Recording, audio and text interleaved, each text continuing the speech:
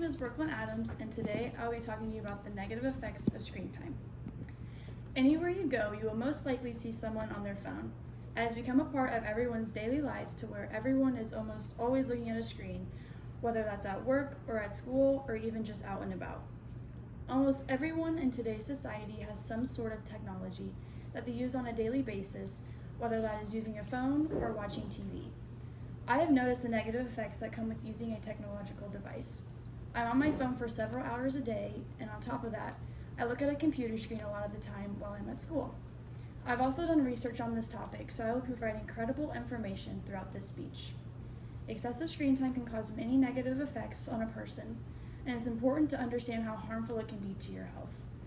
Everyone should take into consideration the amount of time that they're on their phone or just looking at a screen.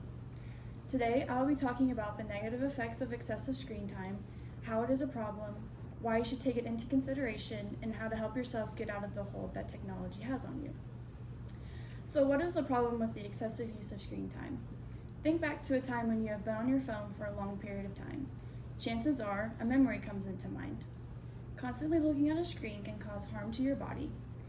According to the article, Screen Time in Children, How to Guide Your Children, written by the Mayo Clinic, published in 2022, said that too much screen time and regular exposure to poor quality programming has been linked to different problems like obesity, not enough sleep, behavior problems, delays in social skills, violence, and attention problems. Looking at a screen for too long can cause myopia, which is an eye condition where a person's eyesight is blurred. It can cause long-term problems if it starts as a child or a teenager. It can also take away skills you need for face-to-face communication and interaction. Always being on a phone and that being your main source of communication can take away that ability. When the COVID-19 pandemic happened, everyone turned to phones as their main source of communication because of quarantine, and I know that some people might have struggled getting back into the routine of seeing people face-to-face. Being locked in on a screen can take away those moments with the people around you and take away valuable life skills. So what is the cause of this issue? Kids and teenagers now have grown up with technology their whole life. Our parents and our grandparents did not have that type of technology that we have now. Technology has heavily advanced over the years. It has impacted the way that everyone functions on a daily basis. We use phones for communication, computers for schoolwork and games, and TV for entertainment. Lots of books have been changed to online books. Social communication has been changed to texting and being on Snapchat, along with other types of social media. Paper homework has been changed to work on a computer. People rely on technology to do a lot of things. It can be hard to get away from it when we use it so much. According to an article posted in 2023 by Johns Hopkins All Children's Hospital named Screen Time Guidelines for Teens, teenagers can spend an average of 9 hours looking at a screen per day.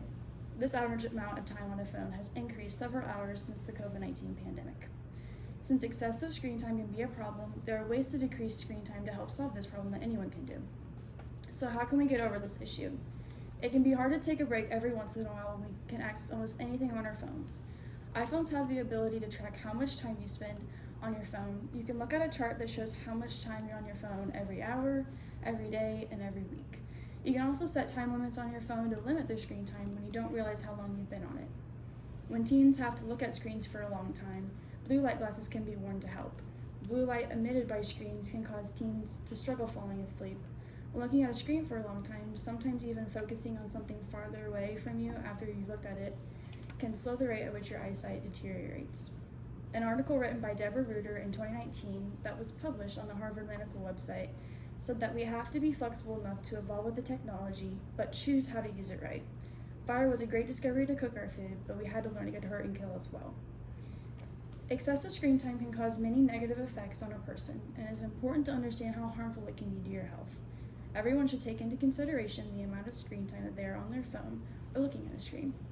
I just told you about the problems of excessive use of screen time, why it is important to know, and how to take a step back from looking at a screen for too long.